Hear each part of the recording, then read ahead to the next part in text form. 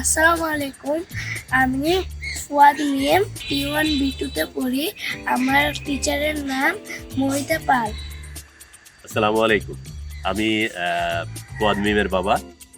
আমার এবং আমার স্ত্রীর দুজনেরই আমাদের খুব পছন্দের একটা বিষয় ছিল হচ্ছে যে অ্যাবাকাস। আর এই অ্যাবাকাসটা চুজ করার জন্য আমরা এডিটিউনকে বেছে নিয়েছি।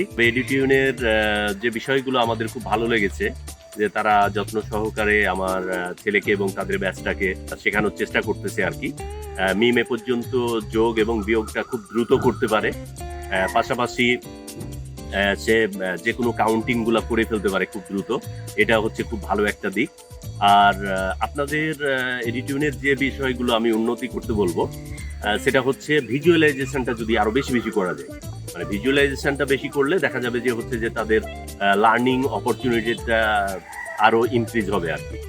আর যে টিচার যিনি করেন, টিচারের ব্যাপারে কোনো ইয়ে নাই। টিচার খুব ভালো শেখাচ্ছেন আর কি। তবে টিচারের কাছে একটা অনুরোধ থাকবে যে যখন ক্লাসগুলো চলে, তখন ক্লাসে দেখা যাচ্ছে যে হোমওয়ার্ক মানে ইনস্ট্যান্ট যে কাজগুলো করতে দেওয়া হয়, সেই কাজগুলো দেখা যাচ্ছে যে করার পরে 5 মিনিট সময় দেওয়া হয়, কিন্তু দেখা যাচ্ছে 1 মিনিট বা 2 মিনিট পরেই কেউ কেউ বলে ফেলতেছে যে আমার হয়ে গেছে।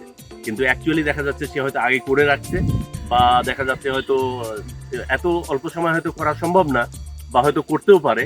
কিন্তু দেখা যাচ্ছে যখন 1-2 মিনিট পরে কেউ বলে যে ইয়েস ম্যাম আমার হয়ে গেছে, তখন দেখা যাচ্ছে যে অন্যদের মধ্যে কিন্তু একটা প্যানিক সৃষ্টি হয়ে যায়, যে ও পারলো আমি পারলাম না, তখন দ্রুত করতে চাই এবং হচ্ছে যে ভুলগুলা করে ফেলে আর কি।